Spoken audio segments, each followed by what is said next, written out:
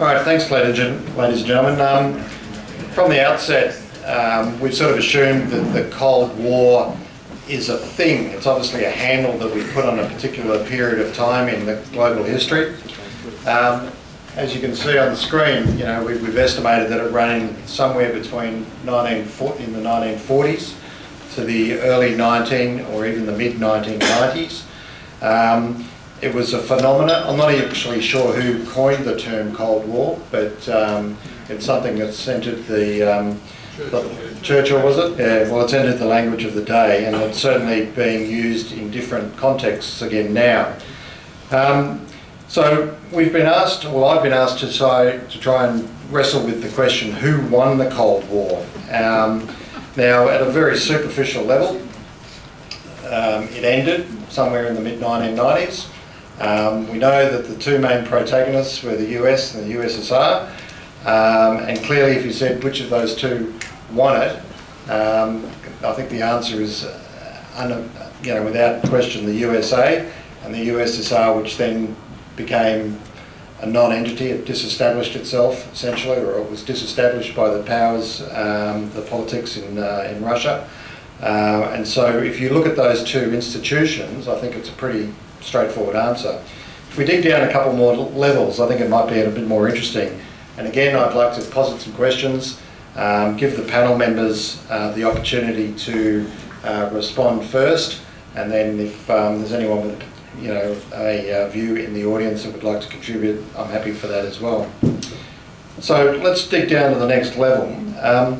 If we consider the Cold War as a contest between capitalism and communism, who won? Great. Thanks, Marcus.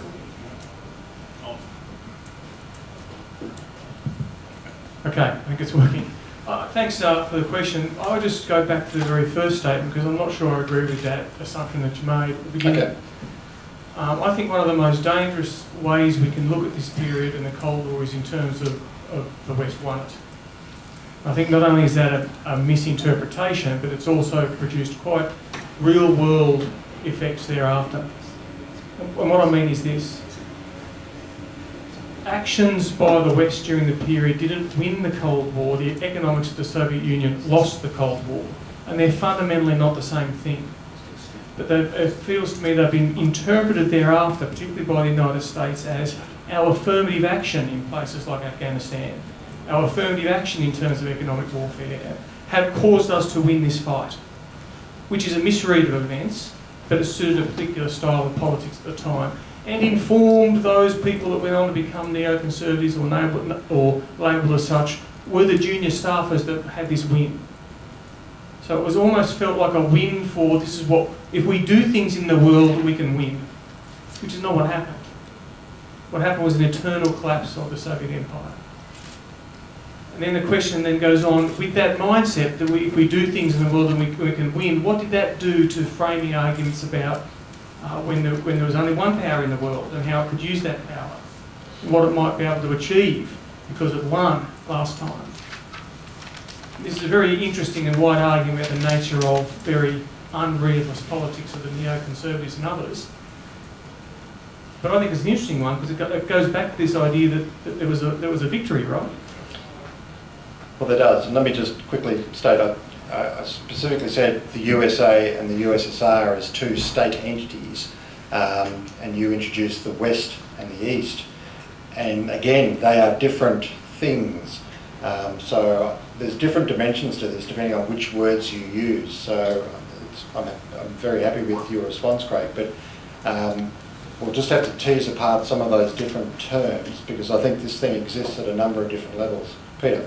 I was just going to add that I agree with Craig's assessment, and a shout out to my former SDSC colleague Paul Dibb, you might know from the famous Dibb Review.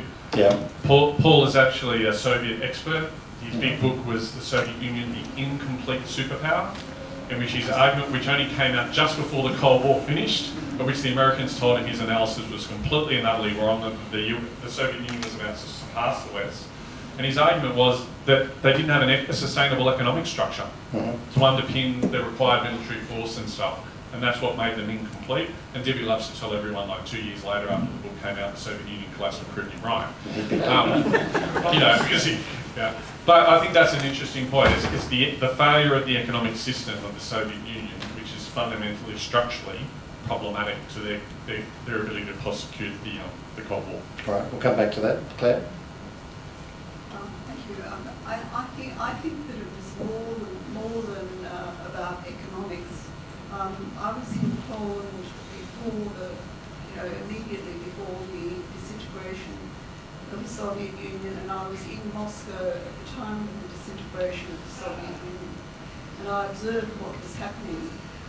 It didn't surprise me that the actual collapse of communism began in Poland. People say it was before the Berlin Wall. It wasn't. It was the round table talks and the elections in Poland that started it. And the reason that happened was not actually about economics, it was about thought. The Cold War was about control of thought. And the Poles were emotionally, intellectually in Western Europe the whole time, despite the fact that they were suffering under a communist system. Then the former Soviet Union got this leader, Gorbachev, who thought differently and actually allowed these things to happen outside the Soviet Union, never intended the Soviet Union to collapse, but the momentum had started, and that's what happened in the end. Then, and this is just my opinion, there was a lost opportunity. Like Craig, I don't think the West won necessarily. I don't think it's about winning and losing. But what happened was that after being a superpower, the former Soviet Union was humiliated. The Russians in particular were humiliated. They had nowhere to go.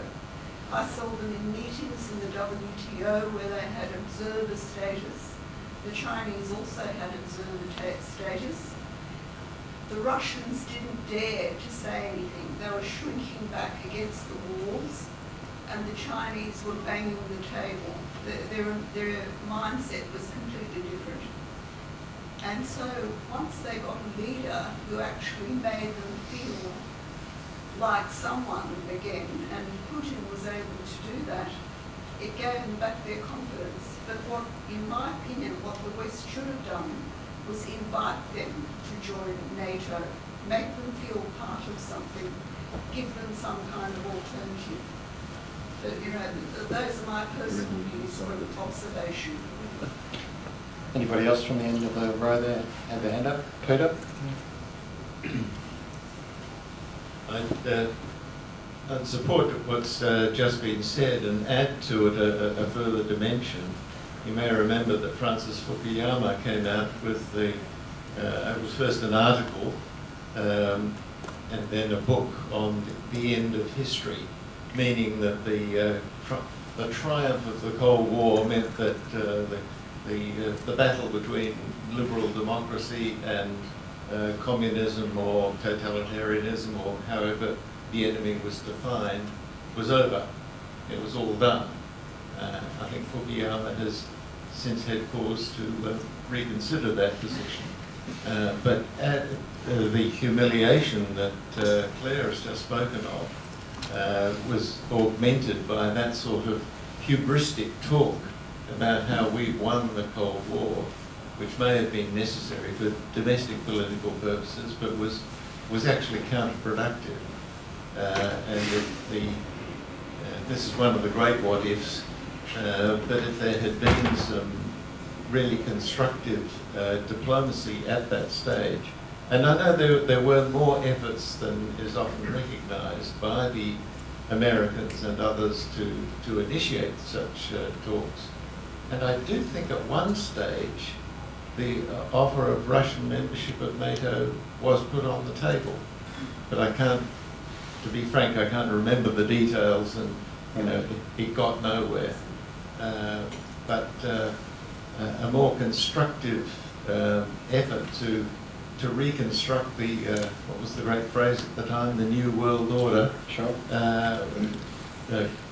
might have been successful including perhaps defining Ukraine as a sort of buffer state along the lines that Austria performed during the Cold War, a neutral buffer state that might have emerged at that time. David? Or- Yeah, look, I'll be just adding in small ways, agreeing with much that's been said. I think, something that did end, something that was proven as demonstrably failed, was a particular form of Marxist-Leninist communism. I think we can safely say that, that was a loser, if you like, if you want to say who lost, because that's pretty demonstrable. Even if you looked at the declining age expectations of the former Soviet Union in the 1980s, it was clear, just very clear, how much the people were suffering, rising levels of alcoholism and so on. But I also agree with this sense of drift and triumphalism as being something that probably didn't end on behalf of the United States. I guess, adding to what others have said, it's sort of reasonable for domestic political reasons to imagine that Clinton didn't want to embark on too much in the 1990s, domestically, politically that is.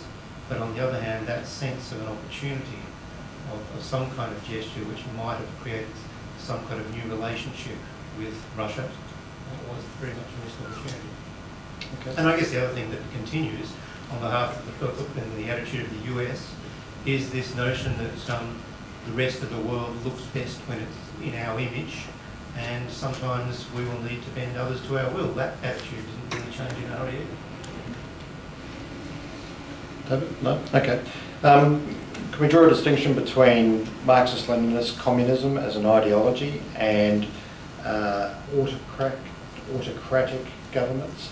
Peter, I know you mix those all in together, but I think the autocracy element of the communist government was a byproduct, not necessarily an ideological characteristic. I think we've got a lot of autocrats in the world today that can be separated from that ideology. Give me that one. And there's a sort of informal alliance now. Or certainly people are positing that, and there's some evidence for it. Russia, China, Iran and North Korea. Now they're pretty different in the natures of their respective regimes, but they each see an interest in opposing the US and its allies. Yep. And they're doing some very, in some cases, some very clever sort of manipulation to what they see as their own immediate advantage. So yes, that segues into a prepared question that I had, and noting that there are other autocracies that are in the mix, but is there a new Putin Z/CCP alliance or relationship that is forming and thickening as the weeks and months go on? What are their common interests? How long could it last? And what happens when some of those autocrats pass on? At the moment, China is playing a very clever game, I think, using Russian lives and weapons and so oil. on to and its oil. Yeah. Whether, and given the historic differences between China and Russia, whether that will last remains to be seen. The question is whether the US and those who support its interests and values are clever enough to know where to resist and how to divide. All right. Peter J. I think one of the key things to worry about is the inability to do clear-cut or have systems for regime change. And I don't mean overthrowing of a regime, but in China there was a very clear, well-defined process of how the leader would be selected through the party. With Xi Jinping, and I was in Beijing when he first became leader. I was there when he was, next trip I was actually there when he re-upped it the second time. He's now basically the authoritarian leader and dictator of China with no prescribed process of how that's going to happen. We constantly worry how that's also going to happen in North Korea. And there's certainly in Putin's Russia, I mean, that's more of a criminal regime if you look at the structures and architecture of that, of which, you know, his henchmen constantly buy and fight amongst each other for who might eventually replace him. And this creates serious problems when there does come to the point when we need leadership change. We simply don't know how that will happen and how those power vacuums will operate. And that creates a huge degree of uncertainty and risk into the international system and the domestic politics of those countries as well. Particularly when all three of them are nuclear weapon states. Yeah, nuclear armed states. So, my take, without being too reductionist, is it's not about ideology or countries being friendly to other countries. It's about power, as it always has been. And this is not new. Right? There is a situation in the world in post the end of the Cold War, if you like, if you don't say it then, where there is a group of countries in the world that control things. We benefit from that. There is a group of countries in the world who want more control of things. We vie for the status quo, they vie for change. These are marriages of convenience because the common thing they share is desire for a great slice of the pie. That's true across the span of modern history. So I don't have too much time for, this is a relationship of convenience, as it always is a relationship of convenience. Are they united? Yes, they're united in one thing, change how the balance of power in the world. And if the boot was on the other foot, it would look something similar, right? But we are all beneficiaries of the way the world is ordered now. We want our lifestyle and our values to continue. We construct AUKUS and other constructs to make sure that happens. But it's a zero-sum game. But it's not a new one. Anybody else? Yeah, Clare, sure. I think there's a difference. You started off talking about Marxism. Speak up, please. Can't hear you. Hold it closer to your mouth. Yes. Oh, wait, you started talking about Marxism, Leninism and autocracy. You know, there are, we all admit there are good things about communism, right? Like everybody getting things to eat, everybody being able to go to school. There are certain really good things. The bad things about it is that the system tends to allow people to be put in prison for saying things that certain other people don't like.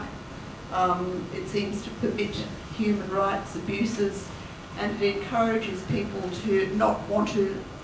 The big thing is that it encourages a system where someone really doesn't want to leave power when they should actually resign and step down. So there are, I don't know, there are different aspects to it, but some of them, some aspects of communism I think are actually very good. So it's a divided sort of thing. And no better example of that than in Victoria, where I think we're probably more socialist than the USSR ever was. Great. Very quickly, I'm not a political scientist, but I do remember some pretty standard academic or scholarly arguments getting around that the Marxist-Leninist project never got completed, right? It's not as though the reality of the Soviet Union reflected theory. It was maybe an unattainable theory, but one that got shanghaied by a small group of people who knew better. So it's difficult to talk about this as a philosophy, because it never actually happened, right?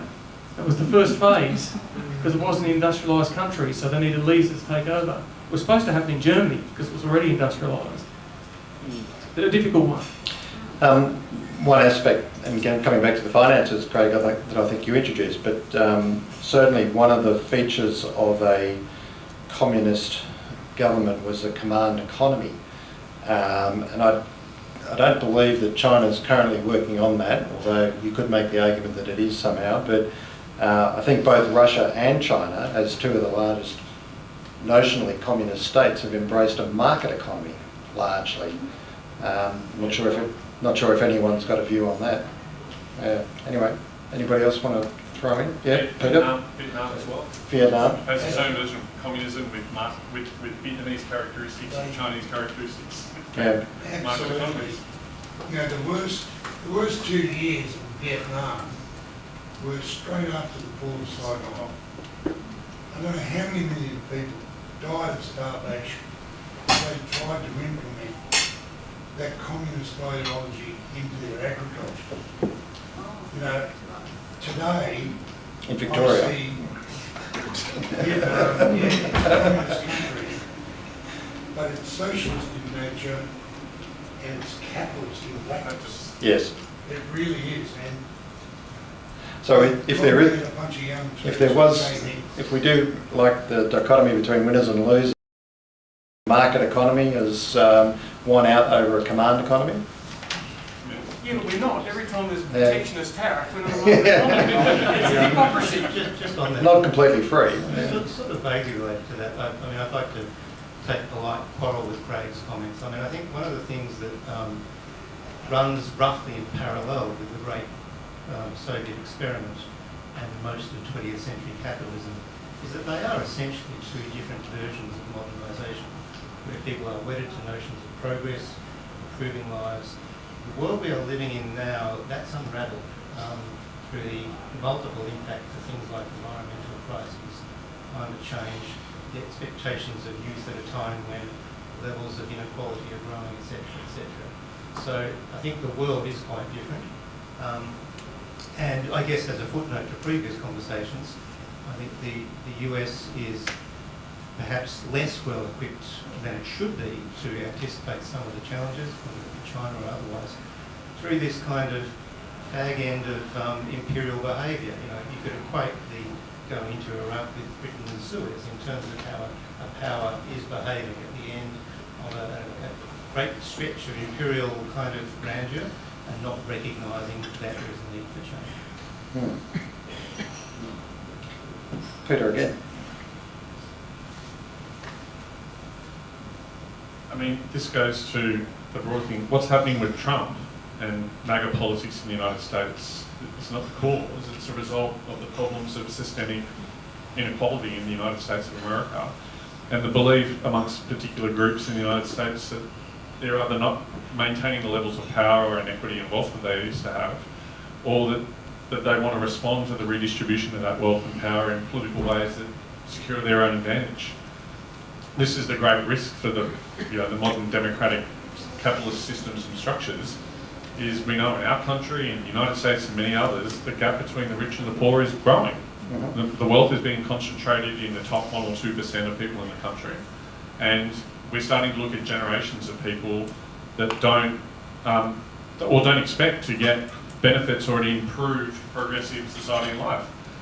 My children being able to buy a house, many of the people in the well, I mean, these are political reactions to those type of realities. We can't systemically fix that within our system. We're going to suffer political backlash in one form or another as well. So which system gives the most hope to future generations in terms of that, equitable system distribution of wealth? Is it liberal democracy? I'm definitely or not autocracy? pink, believe me that. I'm not pink. But the manifesto does say this is how it will all end up. It does say that gap would widen and capital would be concentrated in the hands of fewer and fewer. And it's been a while since I read it.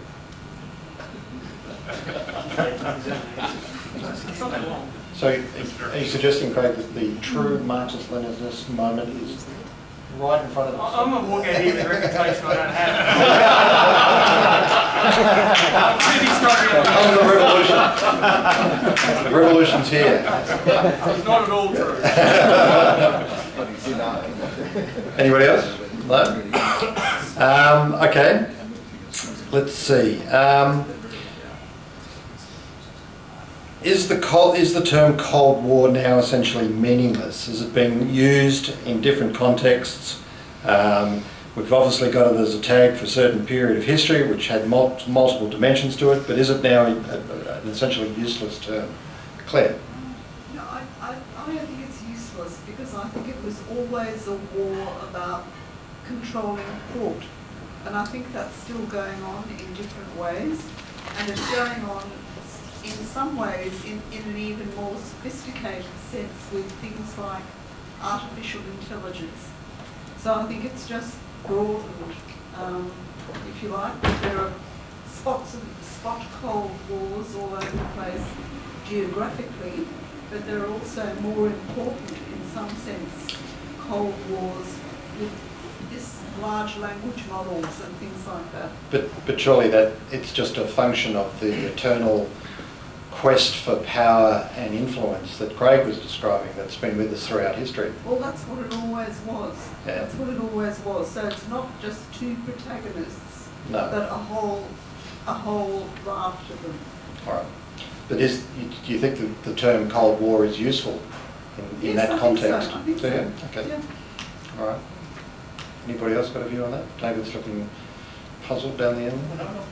Yeah. Pensive. Pensive? Okay. Worried about comrade. We'll just get him a pink helmet. Comrade Craig. It's all downhill from here. Yes. Pink helmet, bro. All right, I've run through most of my questions here. I did have a little point. No, David. Oh, sorry, David has got a point. Yep. I'd just like to pick up on what Clare is talking about. I was wondering, why did you ask the question in the first place? Which question? The question of who won the Cold War. Because Andrew told me to. But the reason is obviously because we've now moved into a different environment where that issue needs to be discussed. And why does it need to be discussed? Because many people are saying we are in a new Cold War. Yes. Other people might say that there isn't a new Cold War, but there's been a Cold War throughout almost the whole of the 20th century. I would argue that the Cold War may well have started in the 1920s when the Soviet Union got over its civil war and looked around and found that, that they thought the world was against them and that they're poor, they're economically poor, militarily poor. There's nothing else for it but to start an offensive against the West, which they did in the 1920s with espionage, for example, and which that continued through the Second World War. It became obvious for some only after a while, but it had been there all the way through. Yeah. And with a short break after 1990, has continued to the present day. In other words, it's gone on the whole way through. So, if I might paraphrase, are you suggesting that the Cold War is really simply because it involves Russia and Russia's perspective of the outside world? I would add to that China as well. Because it's communist? Or just... Because of the techniques that they are using. Chinese espionage, for example, the information war that goes on constantly. And if you see it as a continuum from the 1920s through to the present time, with perhaps a little gap in between, and it's continuing to the present day, not just in terms of espionage and into this grey zone war that we're seeing played out by China in the South China Sea. But again, coming back to Craig's point, is it just another phase in this long historical continuum of conflict and competition between groups of people? Yeah, we could go back in history a long way and perhaps come up with some different ideas, but what we've seen is something that's developed in the 20th century and is going right through the present. All right, Peter, down the end here again. Rhys. I'll have to sit the two of you Rhys next to each first. other. Oh, Rhys. I was yeah, just sure. going to add, if we think of just the theme I spoke about, counter-espionage, and we think of what we've learned just this year alone about the continuation of those threats. The Director General of ASIO, Mike Burgess, gave an annual threat assessment in February where he spoke about espionage. He said, if I were to put a threat scale on that, it would be certain. And issues of foreign interference and foreign influence, disinformation and electoral interference, they are continuing. We heard, remarkably I think, we heard from a Director General who said an Australian politician had been successfully cultivated and recruited and had done the wrong thing by his party or her party, we didn't get a gender, and the country, We hear of this A-team conducting espionage. This is all interference in diaspora communities. That is all continuing, and that is exactly out of the playbook that ASIO and others were trying to counter that entire period of the Cold War. Well, I'm very much interested in looking at, the Russian influence on the US presidential campaign in the next 6 months. Peter. No, Peter's got it first. Come on, Craig. Come on. I'm going to keep flogging my dead horse, because why not? It's also exactly the model, including small wars of choice and risk of escalation and all those sort of things that characterised Europe in the 19th century. There's not a difference there. Yeah, I was going to add, we like to put labels on things. I think that the Cold War label is a useful label for a particular era of history and some things we can study and investigate. But also, we talk about the grey zone, right? But as Rhys and David and others just said, whatever the hell that is. Well, we've just put a label on something that's been going on for a very long time. Yeah. Foreign interference, what we just used to call propaganda, misinformation, disinformation, we just used to call it propaganda. And the constant pushing at boundaries and changing the status quo. I think what we do have is, part of this is driven around power that Craig's talking about different preferences for different types of political systems. And obviously, China, Russia have more an authoritarian system, which is competing against a different set of systems. But you also look at the states in our region, Asia, that are somewhere in between. Not all of it. They're not necessarily democracies, or they're different versions of forms of democracy. It's not completely ideological, right? Because the Vietnamese, who we just signed a comprehensive strategic partnership with the other week, are constantly wanting to maintain that strategic balance by partnering with us against China, even though they're communists, inverted communists, and so are the Chinese. And I think there's a lot of continuum here. And the only other thing I wanted to add in terms of China, it may embrace a version of a market economy, but who's better at it? Well, you could probably ask a couple of 100 million Chinese at the moment who think their system's pretty bloody good, because they've gone from abject poverty to the creation of a middle class under the party state, which has been actually wonderful for hundreds of millions of China. It's one of the greatest economic miracles in the last couple of 100 years. The question internally for China is, the greatest risk to China is not the West, it's actually the Chinese people towards the party, right? And the compact at the moment is that the party is saying to the people, you keep us in power and we'll make you richer. What happens when that compact starts to fall apart? That's the big problem for China. Which is the same market is doing right now. Well, which is the property market in China is absolutely doing. But let's face it, it's the same compact we have. We'll continue to support democracy while we continue to have a more equitable distribution of wealth and power that suits the majority interests of the people around it. Converging. Yeah. Oh, brilliant. All right. Andrew. Glasgow double-barrel leadership, Reagan and Thatcher together against the apparatchiks on the other side, Brezhnev and so on. Leadership, was that an issue in the win of the West, so to speak? And secondly, because they were demonstrating will, they weren't going to fall plunger, we've got all to go and do something. And then secondly, the arms race, one of the narratives was coming back right at the start of the economies, was that the US and the West in general, as you call it, particularly the US, began this arms race to demonstrate superiority in closing the gap, what they perceived as the gap with Russia. Russia tried to keep up, but its economic structure was incapable of doing so, which led to its internal collapse economically. Any comments on that view, please? Those two. Clare? Yeah, I think it's, you mentioned Reagan and Thatcher, right? That's right, but on the other side it wasn't Brezhnev, it was Gorbachev. And it was actually having a leader like that in the former Soviet Union that made what happened possible. But as I said before, he never intended the collapse of the Soviet Union. He let the other countries go.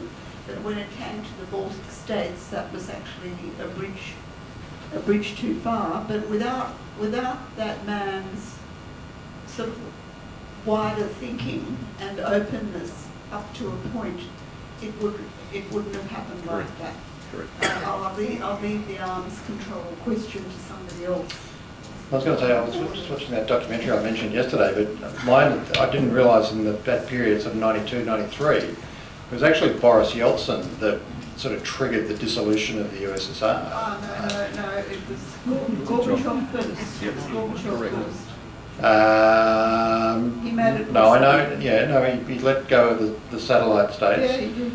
But I think it was what was happening was you had Gorbachev and Yeltsin. You know, one was the president of the USSR, one was the president of Russia, and it was Yeltsin who got together with the rest of the.